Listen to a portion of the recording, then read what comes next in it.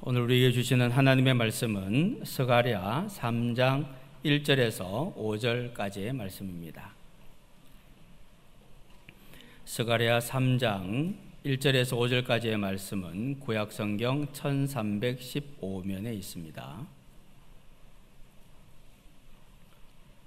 스가랴 3장 1절에서 5절까지의 말씀을 우리 한 절씩 교독하여서 봉독하겠습니다.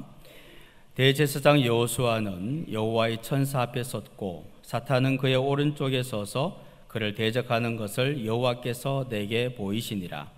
여호와께서 사탄에게 이르시되 사탄아, 여호와께서 너를 책망하노라. 예루살렘을 택한 여호와께서 너를 책망하노라. 이는 불에서 꺼내 거슬린 나무가 아니냐 하실 때에 여호수아가 더러운 옷을 입고 천사 앞에 서 있는지라. 여호와께서 자기 앞에 선 자들에게 명령하사 그 더러운 옷을 벗기라 하시고 또 여호수아에게 이르시되 내가 내 죄악을 제거하여 버렸으니 내게 아름다운 옷을 입히라 하시기로 함께 읽습니다. 내가 말하되 정결한 관을 그의 머리에 씌우소서 하매 곧 정결한 관을 그 머리에 씌우며 옷을 입히고 여호와의 천사는 곁에 섰더라. 아멘.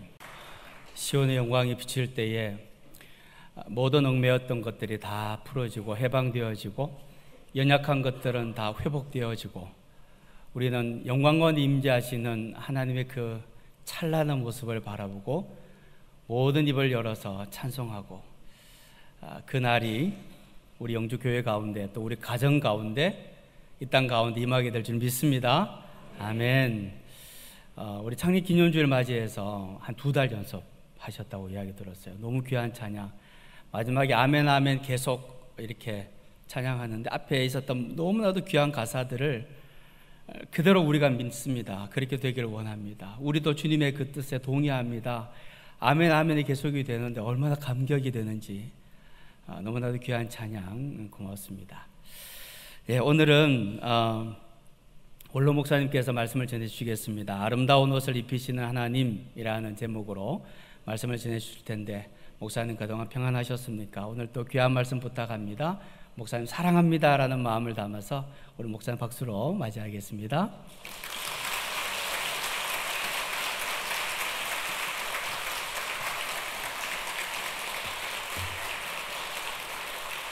네, 감사합니다. 건강한 모습으로 뵙고 또 저도 건강한 모습으로 여러분들 만나게 되어줘서 감사를 드립니다. 오늘 우리 영주교회 창립 66주년 기념주일입니다. 어떤 말씀을 증거해야 되는지 많이 고심한 바도 있습니다.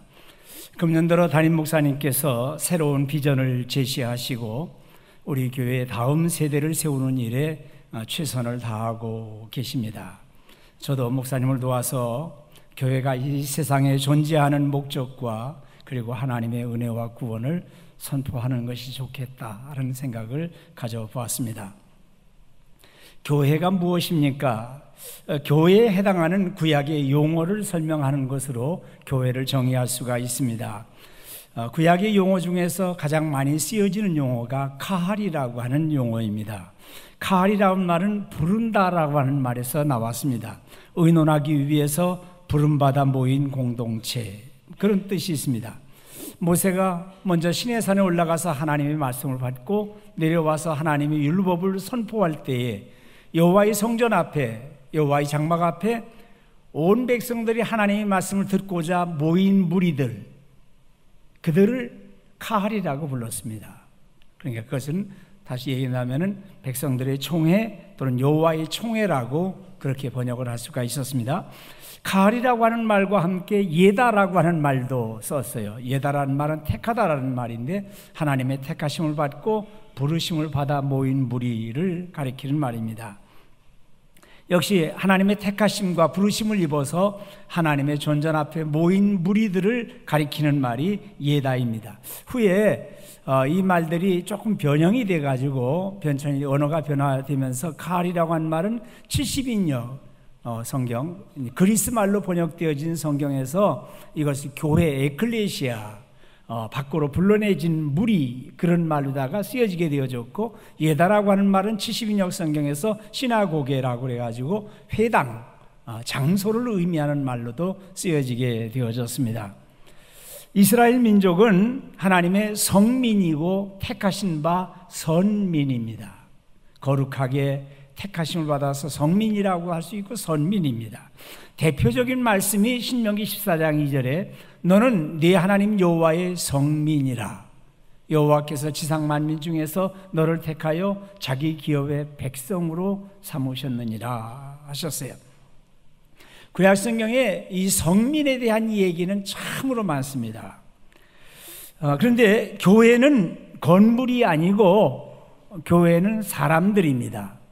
불러내서 이 죄악 세상에서 하나님의 백성으로 불러내져서 부름받은 무리들, 우리들이 교회입니다. 주님의 몸된 교회라, 주님의 몸인 교회라고, 거룩한 신부된 교회라고 그러는데, 몸인 교회라고 얘기할 때 우리 한 사람 한 사람이 거룩한 지체가 돼가지고, 그래서 몸을 이룹니다. 여러 지체들을 생각해 봐요. 손과 발, 모든 지체들이 다 연합해가지고 몸을 이루는데, 우리 모두가 다 몸을 이루어서 주님의 몸을 이루게 되는 것입니다. 주님, 제가 교회입니다 라고 하는 표어가 그런 의미를 담고 있는 것이죠. 자, 오늘은 아름다운 옷을 입히시는 하나님이라고 하는 제목으로 함께 은혜를 나누려고 합니다. 본문의 말씀을 정한 다음에 스가랴서 1장부터 14장까지 정독했습니다. 정독해 봤어요. 도대체 스가랴가 전하려고 하는 핵심이 무엇이냐라는 것을 파악하기 위해서 스가랴서 하나만을 놓고서 정독을 했습니다. 스가랴라고 하는 선지자는 바벨론 포로에서 돌아온 선지자, 그러니까 학개, 스가랴, 말라기는 포로 후기의 선지자들이에요. 학개와 스가랴는 예루살렘 성전 건축을 독려한 선지자들입니다. 학개가 먼저 부름을 받았고, 이어서 한 2개월 정도 뒤에 스가랴가 부름을 받아서 활동하면서 제2성전 건축을 독려하고 있습니다. 스가랴가 제2성전 스룹바벨에 건축한 성전 재건으로 그치지 않고 완전한 성전이신 예수 그리스도 메시아의 오심으로 말미암아서 이루어질 하나님의 성전을 내다보면서 말씀을 증거합니다. 그래서 스가랴서에서는 메시아의 오심을 예언하시는 말씀이 아주 많습니다. 스가랴 3장 8절에 대제사장 여호수아야, 너와 네 앞에 앉은 네 동료들은 내 말을 들을 것이니라. 이들은 예표의 사람들이라. 내가 내 종 싹을 나게 하리라. 내 종이란 말도 한 사람을 가리키는 건데, 내 종 싹을 나게 하리라. 그 싹이라는 게 뭡니까? 새로운 가지, 새로운 나무가 자라나게 하고 많은 열매를 맺게 하시려는 말씀으로 내 종, 내 싹, 이런 말씀은 메시아를 예언하는 말씀이에요. 스가랴 3장 9절에 만군의 여호와가 말하노라. 내가 너 여호수아 앞에 세운 돌을 보라. 한 돌에 7눈이 있느니라. 내가 거기에 새길 것을 새기며 이 땅의 죄악을 하루에 제거하리라. 그러세요. 이 예언의 말씀은 또 뭐냐 하면은 여호수아 앞에 세운 돌을 보라. 이게 돌. 한 돌이 있는데, 세워진 돌인데 산돌이죠. 살아있는 돌인데 여러 성경을 보면 산돌이라고 할 수 있는데, 거기에 새길 것을 새긴다. 하나님의 구원의 계시를 다 새긴다. 그런 말씀이고, 이 땅의 죄악을 하루에 제거하리라. 예수님이 십자가 달려 돌아가 죽으심으로 이 땅의 모든 죄악을 하루아침에 제거하는 그런 역사가 이루어질 것이다. 그렇게 예언의 말씀이죠. 스가랴는 결정적으로 메시아의 오심을 노래합니다. 스가랴 9장 9절은 잘하는 말씀이죠. 시온에 따라 크게 기뻐할지어다. 예루살렘에 따라 즐거이 부를지어다. 보라, 네 왕이 네게 임하시나니 그는 공의로우시며 구원을 베푸시며 겸손하여서 나귀를 타시나니 나귀의 작은 것 곧 나귀 새끼니라. 이 말씀이 스가랴서에 있는 거예요. 종려주일에 예수님이 나귀를 타시고서 예루살렘 입성하시는데 평화의 왕으로 오신다. 그걸 말씀하시고 있어요. 이렇게 스가랴에서는 메시아의 오심, 강림, 순환, 그분의 사역, 이런 것을 모두 말씀하시는 내용으로 꽉 차 있어요. 메시아의 순환을 특별히 예언하시면서 스가랴 11장 12절로 13절에서 이런 말씀합니다. 내가 그들에게 이르되 너희가 좋게 여기거든 내 품삯을 내게 주고 그렇지 아니하거든 그만두라. 그들이 곧 은 30개를 달아서 내 품삯을 삼은지라. 여호와께서 내게 이르시되 그들이 나를 헤아린 바 그 싹을 토기장이에게 던지라 하시기로 내가 곧 그 은 30개를 여호와의 전에서 토기장이에게 던지고 라고 말씀을 합니다. 가룟 유다가 은 30을 받고서 예수님을 배신했잖아요. 팔아먹어서요. 그러고 보니까 예수님이 자기가 잘못한 거예요. 자기가 잘못한 거죠. 그래서 예수님 앞에 너무 죄송한 마음을 가지고서 내가 자결을 해야 되겠다 이런 마음을 가지고 목숨을 끊기 전에 그 은 30을 도로 성전에다가 집어던졌단 말이에요. 그걸 제사장들이 이건 성전고에다 두는 것이 마땅치 않다고 하고서 그것을 토기장이의 밭을 사가지고 나그네의 묘지로 삼게 되어졌다 하는 순환을 예언하시는 말씀이에요. 이렇게 스가랴서에서는 메시아의 오심과 메시아의 오심으로 완성되어질 하나님의 거룩한 성전을 말씀하고 있습니다. 오늘은 스가랴가 본 환상 중에서 대표적인 환상, 여러 개의 환상이 나오는데 그 중에서 대제사장 여호수아에 대한 환상을 말씀을 드리려고 합니다. 여호수아 대제사장은 누굽니까? 여호수아라고 하는 이름은 여호와는 구원이시다. 예수아, 성경에도 예수아라고도 같이 나와요. 여호수아, 예수님도 여호와는 구원이시다. 똑같은 이름을 가지게 됩니다.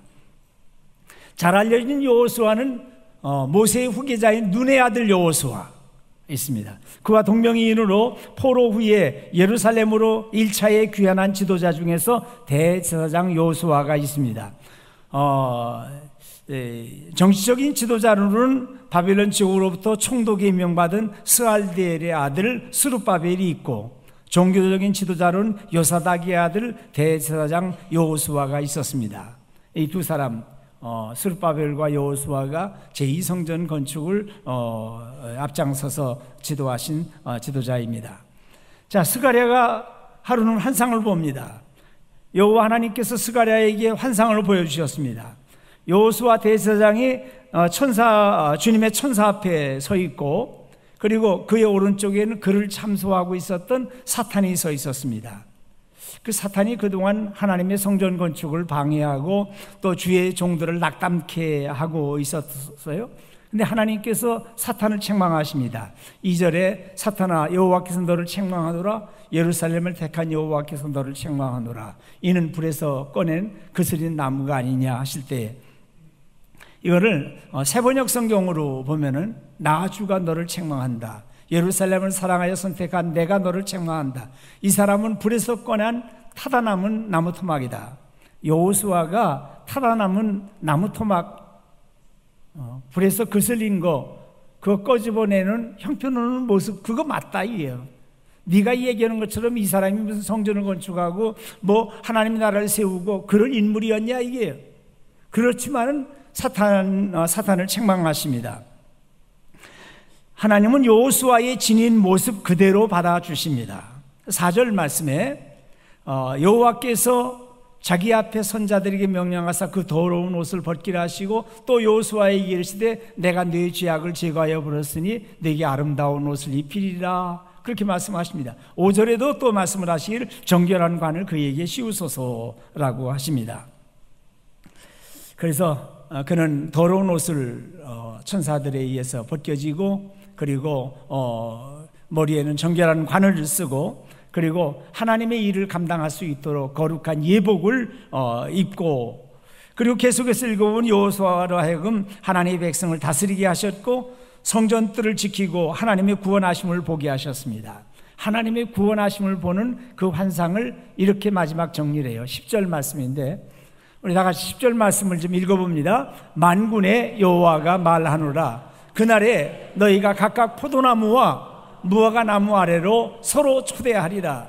이게 하나님의 나라의 완성을 내다보시면서 그날에 여호와의 날에 메시아의 날에 하나님의 성전이 완성되어진 그날에 각각 포도나무와 무화과 나무 아래로 서로 초대한다. 여기 무화과 나무 아래에 있을 때 너를 보았노라. 나다나엘이 메시아의 오심을 내다보면서 기도하고 있었던 무화과 나무 아래로 그것을 예수님께서 보시고 칭찬하셨다. 다 연관되는 말씀으로 봅니다. 자, 우리가 새 옷을 입을 때 이왕이면 목욕을 하고 깨끗한 옷에 새 옷을 입어야죠. 새 옷을 내입는데 속옷을 안 갈아입고서 입게 되면 그것도 좀 이상하잖아요. 그래서 전철 타보면은 노인석에 가서 앉을 때가 좀 있는데, 아이고, 온갖 냄새 나는 분들도 있어요. 그러니까 연로하실수록 매일 아침에 샤워 안 하시면은 나가지도 말고 옷 싹 갈아입으시고서 나가셔야 돼요. 그런데 속에 그 더러운 냄새 나는 그 옷을 싹 벗기시고서 그러고 말씀하시기를 내가 네 죄악을 제거하여 버렸다. 그렇게 말씀하세요. 먼저 네 죄악을 제거하여 버렸다. 그렇게 말씀하십니다. 자, 여호수아라는 사람은 제사장의 아들로 태어나서 제사장 가문이죠. 바벨론 포로로 잡혀가서 정말 학수고대하면서 예루살렘에 돌아가서 성전을 건축하고 예루살렘에서 제사제도를 확립하고 그리고 하나님의 거룩한 제사 직무를 감당하기 위해서 손꼽아 기다리면서 준비한 사람이에요. 1차로 귀환한 명단 가운데 스룹바벨 다음에 예수아가 나타나요. 제사장 예수아가, 여호수아죠. 그러나 그가 하나님 앞에 설 때에는 더럽고 냄새나는 누더기 옷을 걸치고 있는 거죠. 이 환상을 보면서 제 자신을 돌아다 봅니다. 우리도 하나님 앞에 설 때에 참 더럽고 냄새나는 누더기 옷을 걸치고 있을 것이 뻔해요. 그런 생각에 이르게 되면 얼굴이 확 달아오르고 두려워지고 다급해지는 마음이 있습니다. 목회할 때 장례식 설교도 참 많이 했잖아요. 인생이 어떻고 죽음이 어떻고 내색이 어떻고 다 얘기했는데 내가 이제 얼마 있으면 죽어야 되겠다라고 생각을 하니까 생각이 달라지더라고요. 사람이 조금 성숙해져 가는 거죠. 뭐라고 얘기할까? 죽음을 앞에 두고서는 뭐라고 얘기할까? 참 생각이 많아져요. 그래서 얘기합니다. 전후 좌우 살펴볼 것 없이 하나님의 말씀을 듣자. 하나님께서 내가 거룩하니 너희도 거룩하라 그러셨어요. 그 말씀이 너희는 거룩하라. 나 여호와 하나 너희 하나님이 거룩함이니라. 그래서 하나님 앞에 설 때 아름다운 모습으로 서고 싶은 그런 마음뿐이죠. 사람에게 옷이라는 것은 그의 됨됨이, 인격, 그의 신분, 그의 살아온 과정을 말해주는 상징성이 있는 거예요. 옷이라는 것은 상징성이 있어요.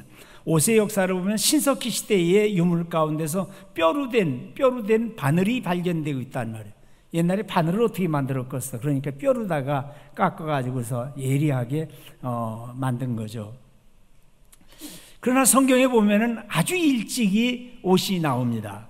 창세기 3장 21절인데 여호와 하나님이 아담과 그의 아내를 위하여 가죽옷을 지어 입히시니라 그렇게 말씀합니다. 우리 하나님은 가축 몇 마리를 희생시키시고 그 가죽으로 옷을 지어서 부끄러워하고 있는 아담과 하와를 위해서 옷을 입혀주십니다. 앞으로 에덴 동산에서 쫓겨나가지고 사시사철 변화되는 그런 이런 세상으로 나가게 될 때 옷을 입혀서 내려보내시고 있어요. 아담과 하와가 옷을 지어 입은 것이 아니라 하나님이 가축을 희생시키시고 그러고 옷을 지어서 가죽옷을 입혀주셨어요. 물론 하나님의 보호와 사랑 이것을 나타내주는 하나님의 은총을 말씀해주는 내용도 되죠. 훗날 희생제사의 한 예표가 되는 사건으로 보여주십니다. 유대인들은 아담으로 거슬러 올라가면서 그래 그 희생제사가 아담 하와에게 거룩한 옷을 입혀주시던 그 하나님의 그 사랑이 거기에 담겨 있구나라는 것을 생각하면서 희생제사를 생각할 수가 있었습니다. 옷이라는 것은 인간의 역사와 함께 있었습니다. 옷은 몸을 보호하고 체온을 유지하고 사회적인 활동과 특별히 신분을 나타냈어요. 지금은 다 똑같은 옷을 입고 살지만은 옛날에는 양반이 입는 옷이 다르고 상민이 입는 옷이 달랐어요. 귀족이 입는 옷이 다르고요, 천민이 입는 옷이 달랐단 말이에요. 그 옷은 신분을 나타내주고 있었어요. 요즘엔 기능에 따라서 어떤 역할에 따라서 경찰이 입는 옷, 제복이죠. 법관이 입는 옷, 죄수들에게 입히는 똑같은 옷, 뭐 다 달라요. 기능성 옷들도 있어요. 체육복, 유니폼, 체육복, 이건 기능성 옷이에요. 그냥 운동하러 갈 땐 입어도 평상시에 안 입는 게 좋아요. 등산복, 기능성 옷이에요. 그거는 등산하러 가실 때나 입고 유럽에 여행 갈 때는 입지 말라 이 말이에요. 골프예요. 골프장 갈 때만 입으시고요. 다른 때는 안 입어야 돼요. 다른 때 입으면 배기 싫은 거예요. 우리말에도 옷에 대한 얘기들이 참 많아요. 옷이 날개라. 그래서 옷이 날개라. 이 말은 유명한 말인데 옷이 좋으면 사람이 돋보인다 그런 말이죠. 비슷한 말로 서양 명언에 훌륭한 옷은 모든 문을 연다 그런 말도 있어요. 모든 문을 연다. 성경에는 옷을 입고 또는 벗는 것으로 신앙생활을 말씀해요. 정욕을 벗어버리고, 그 말은 옷을 벗어버리는 것처럼 전혀 새로운 삶을 살라는 거죠. 로마서 13장 14절에 오직 예수 그리스도를 옷 입고 정욕을 위하여 육신의 일을 도모하지 말라 그렇게 말씀하십니다. 우리는 예수 그리스도로 옷 입은 사람들로 또 한 사람이 예수 그리스도가 되어서 작은 예수로 살라 그런 말씀이에요. 자, 마태복음 22장에 보면은 혼인잔치의 비유가 있습니다. 천국을 비유하면서 아들을 위해서 혼인잔치를 여는 왕에 대해서 말씀합니다. 처음에는 초대받은 사람들이 오지를 않았어요. 그래서 후에는 내거리에 나가서 그저 만나는 사람마다 강권해서 내 집을 채우라 그러셨어요. 자, 잔치날에 보니까 오신 손님들로 가득 찼는데 그 왕이 되다 보니까 예복을 입지 않고서 와서 있는 사람이 한 사람이 보이는 거예요. 자, 왕이 보는 한 가지 조건은 뭐냐면은 예복을 입는 것이죠. 잘 살든지 못 살든지 많이 배우거나 무식한 정도도 보지 않습니다. 귀족이어도 좋고 평민이라고 거절하지도 않습니다. 왕이 보시는 단 하나의 조건은 그 자격이라고 하면 예복을 입으라는 거예요. 예복을 입으라는 거예요. 친구에 어찌하여 예복을 입지 않고 여기 들어왔느냐? 그는 아무 대답도 못했어요. 마침내 손발이 묶여서 바깥 어두운 데로 내쫓으라고 말씀을 하십니다. 여러분 예복을 입으셨습니까? 예복은 신분의 회복, 자녀됨, 구원받은 확신, 하나님의 구원하심을 아름다운 옷으로 표현을 하고 있습니다. 주 4세기 영국의 아일랜드 출신으로 펠라기우스라고 하는 사람이 있었습니다. 얼마나 경건했든지 그는 남성의 성을 제거하고 수도사가 된 사람이에요. 그는 얘기합니다. 인간은 본래부터 선한 의지를 가지고 스스로 선을 행할 수 있는 능력을 지니고 있다고 보았어요. 만약 인간이 자신의 의지에 따라서 선을 행할 수 있는 능력이 없다면 비도덕적인 행위를 저지른 사람에게 아무런 책임을 물을 수 없게 될 것이고 어떠한 희망도 가질 수 없다고 주장을 합니다. 하나님의 은혜가 있으면 더 좋지만은 그렇지 않다고 하더라도 인간은 자신의 의지만으로 선을 행할 수 있다고 주장을 했습니다. 그럴듯한 주장이지만은 복음이 빠져 있습니다. 그는 자신의 의로 구원받겠다는 말이죠. 그에게는 하나님이 보내신 그리스도가 필요 없는 사람이었어요. 자, 같은 시대에 주 4세기의 같은 시대에 어거스틴이 있어요. 망나니였다가 성자가 되어진 아우구스티누스, 어거스틴. 그 어거스틴은 펠라기우스의 주장을 전면 반박을 합니다. 인간이 죄에서 벗어나서 구원에 이르기 위해서는 하나님의 은혜밖에는 길이 없다 하고 주장을 합니다. 죄에 빠진 인간이 스스로 자기 의지를 가지고 자기 노력과 힘, 그의 공로를 가지고는 구원받을 수 없는 누더기의 더러운 옷에 불과하다고 말씀을 합니다. 사도 바울 이후에 최대의 영향력을 끼친 그런 신학자요 목회자가 어거스틴이었습니다. 하나님은 이 죄인에게 아름다운 옷, 구원의 옷, 의의 옷을 입혀주시는 은혜가 없다면 하나님 앞에 나아갈 수가 없습니다. 아우구스티누스가 펠라기우스에게 마지막 말씀합니다. 만일 하나님의 은혜의 도움을 제쳐두고 오직 인간의 본성과 의지에 따라서 의로움을 얻을 수 있다면 그리스도는 헛되이 죽은 것이 아닌가 하고 말씀합니다. 그 책을 좀 읽어나가다 보다가 예레미야 13장 23절이 생각났어요. 구수인이 아마 흑인인 것 같아요. 구수인이 그 피부를 표범이 그의 반점을 변하게 할 수 있느냐? 표범은 평생 점을 가지고 있는 거죠. 변할 수 없다는 얘기를 지금 반어법으로 얘기하는 거죠. 할 수 있을진데 너 악에 익숙한 너희도 선을 행할 수 있으리라. 의인은 없나니 하나도 없다. 모든 사람이 죄를 범하였다 하는 것을 말씀을 하고 있습니다. 스가랴가 이런 문제로 고민하다가 받은 결론이 있어요. 스가랴 4장 6절이에요. 굉장히 중요한 말씀이에요. 우리 다 같이 한번 읽어봅니다. 그가 내게 대답하여 이르되 여호와께서 스룹바벨에게 하신 말씀이 이러하니라. 만군의 여호와께서 말씀하시되 이는 힘으로 되지 아니하며 능력으로 되지 아니하고 오직 나의 영으로 되느니라 그러셨어요. 그 말씀이에요. 우리가 능력으로 우리의 힘으로 전혀 구원이 이루어지지 않고 나의 영으로 되느니라 그러셨어요. 그 말씀은 우리의 구원을 하나님이 시작하시고 예수 그리스도가 이루시고 성령의 보증으로 완성되어지고 있는 것을 말씀을 해주고 있는 거죠. 저는 탕자의 비유가 가장 복음적인 비유라고 말합니다. 이 비유의 핵심은 탕자에게 있지 않습니다. 무한한 사랑을 탕진하고 있는 아버지의 비유예요. 아들을 기다리는데 오늘이나 내일이나 하면서 문 앞에서 서성거립니다.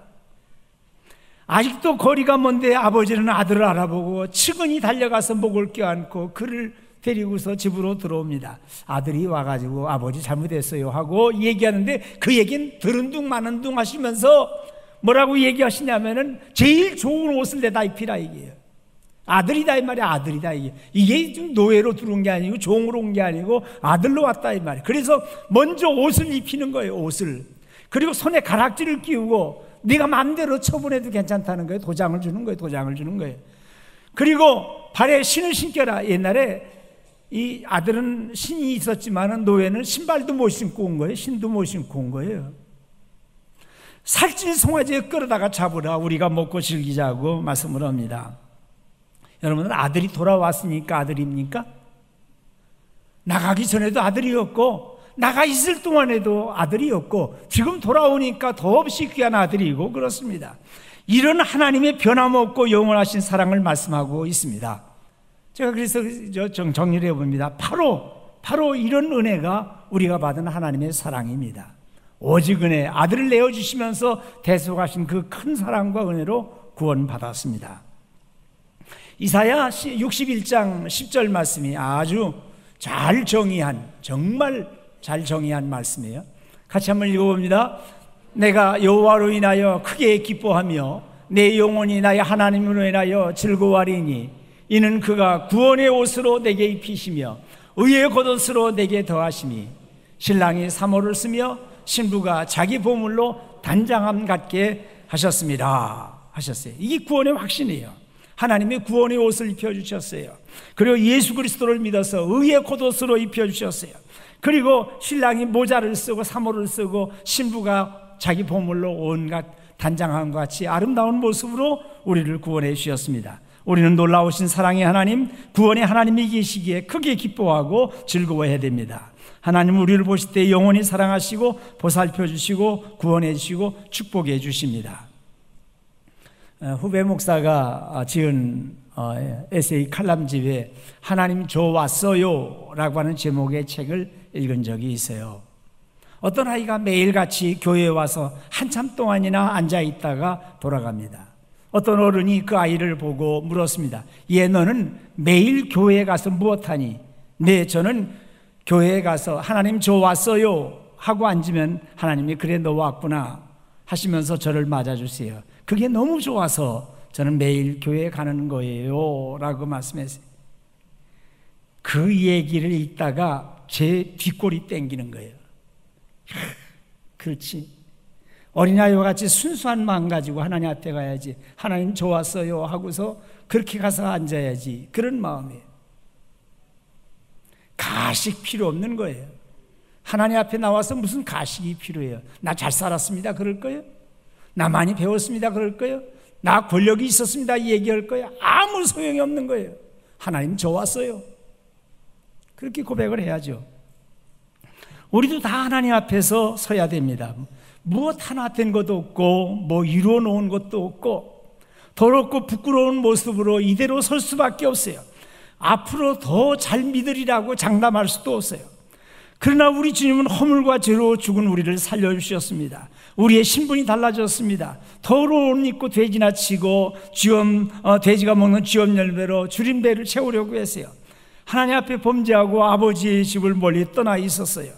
그런데 가장 좋은 옷을 입혀주시고 손에 가락지를 끼워주시고 자녀됨을 회복시켜주시고 있습니다.